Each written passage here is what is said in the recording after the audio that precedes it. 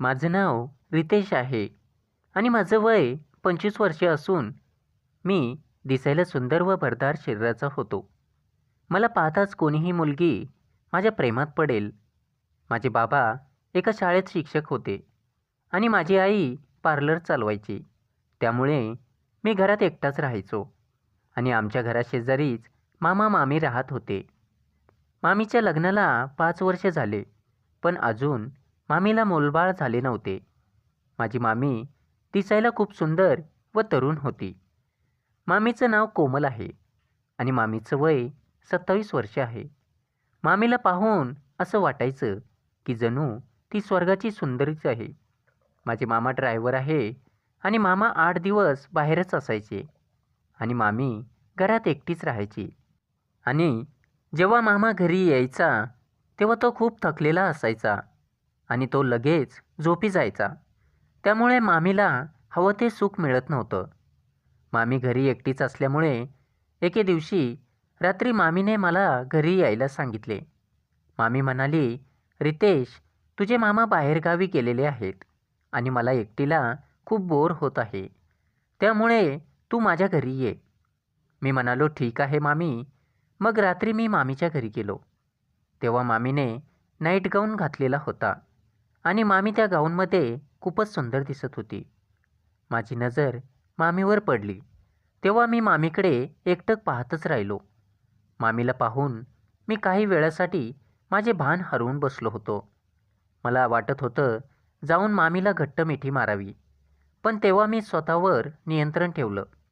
मामी देखील माझ्याकडे पाहून स्मित हास्य करू लागली आणि ती काही बोलली नाही. कदाचित मामीला माझं असं पाहणं आवडलं असेल. त्या दिवसांपासून मी रोज मामींच्या घरी जाऊ लागलो. तेव्हा मामी देखील माझी वाट पाहत राहायची. मामा घरी नसल्यामुळे मला रोज मामीचे दर्शन व्हायचे. मी रोज संध्याकाळ तिच्या घरी गेल्यावर तिला प्रेमाने पाहत राहतो. ही गोष्ट मामीला पण माहिती होती की मी तिला पाहतो. मला मामी खूप आवडत होती, परंतु मामीला म्हणायची खूप भीती वाटत होती. मला वाटायचं की मामीला माझ्या बोलण्याचा राग येईल, म्हणून मी मामीला काहीच बोललो नाही. मग मी ठरवले की मी स्वतः मामीला काही म्हणणार नाही. मग दुसऱ्या दिवशी मी जेव्हा मामीच्या घरी गेलो तेव्हा मामी नेमकीच आंघोळ करून तयार झाली होती आणि मामीने लाल रंगाचा शॉर्ट ड्रेस घातलेला होता. ती तयार होऊन हॉलमध्ये सोफ्यावर बसलेली होती. मी मामीकडे पाहिले तेव्हा मामी माझ्याकडे वेगळ्याच नजरेनं पाहत होती. आज मामींची शैली जरा वेगळीच वाटत होती. आता मला वाटू लागलं की मी देखील मामीला आवडू लागलो, परंतु एकमेकाला बोलायची हिंमत होत नव्हती. पण आता मला मामींकडे पाहून एक गोष्ट समजली होती की मामा मामीला खुश नाही ठेवत.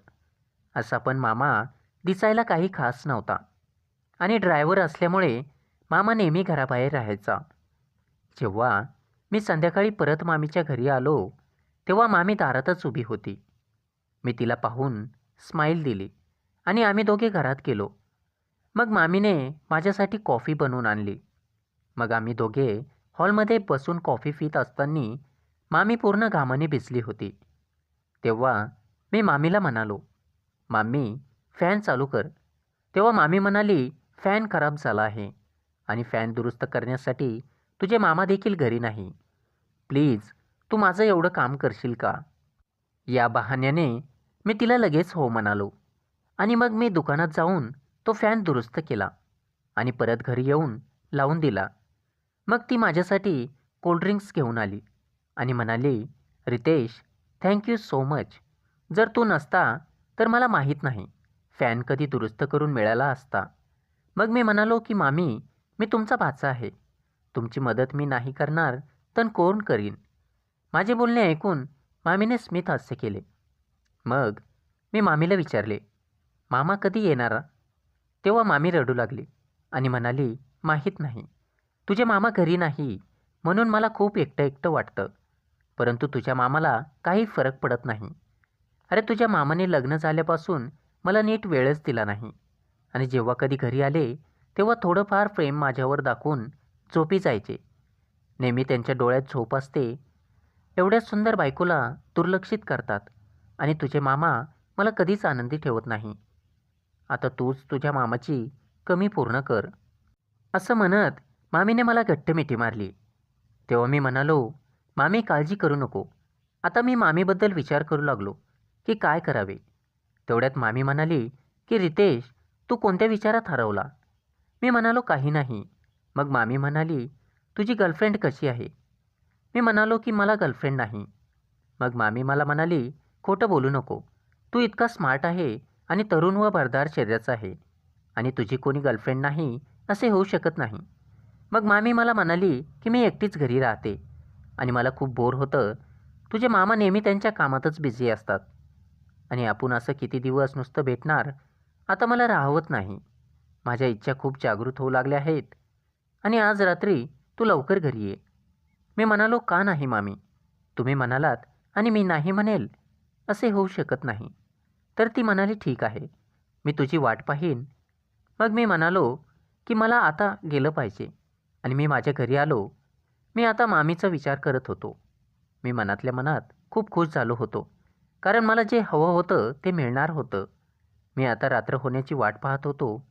रात्रीचे 10 वाजता मी मामीच्या घरी गेलो. तेव्हा तिथे मामाला पाहून माझ्या पायाखालची जमीनच सरकली.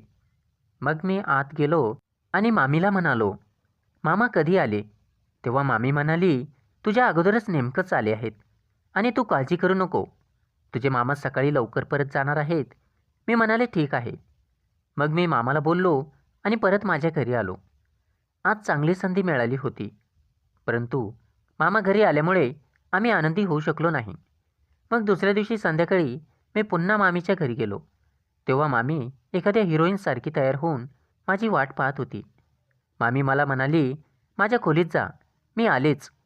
मग मी मामीच्या खोलीत जाऊन बेडवर बसलो. थोड्या वेळाने मामी माझ्यासाठी गरमागरम दूध घेऊन आली आणि माझ्याजवळ बेडवर बसली. मामीने शॉर्ट ड्रेस घातलेला होता आणि मामी त्या शॉर्ट ड्रेसमध्ये खूपच सुंदर दिसत होती. मामी जशी माझ्याजवळ येऊन बसली तशी मी मामीची सुंदरता पाहून भारावून गेलो आणि मामीला घट्ट मिठी मारली. तिने पण मला घट्ट मिठी मारली.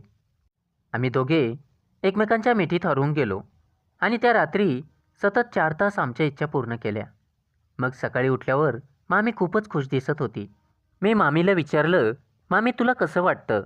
तेव्हा मामी म्हणाली, असं वाटतं जणू मला स्वर्गसुखाची प्राप्ती झाली आहे. जो आनंद आजपर्यंत तुझा मामा देऊ शकला नाही, तो आनंद तू मला दिला आहेस. आणि मग मी पण आंघोळ केली आणि फ्रेश होऊन घरी निघालो. तेव्हा मामीने माझा हात धरला आणि म्हणाली, रितेश, मी तुझ्याशिवाय राहू शकत नाही. प्लीज रात्री लवकर ये. मी आज पुन्हा तुझी वाट पाहीन. मी म्हणालो, ठीक आहे मामी. मग जसे रात्रीचे 10 वाजले, मी सरळ तिच्या घरी गेलो आणि मी डोरबेल वाजवली. तेव्हा तिने दरवाजा उघडला आणि म्हणाली की लवकर आत ये, नाहीतर कोणी पाहिलं. मी पटकन घरात गेलो. आज मामीने नाईटी घातली होती आणि त्यात सुद्धा ती खूपच सुंदर दिसत होती. आत आल्यावर मामी म्हणाली, काय घेणार, कॉफी की कोल्ड्रिंक? मी कोल्ड्रिंक म्हणालो.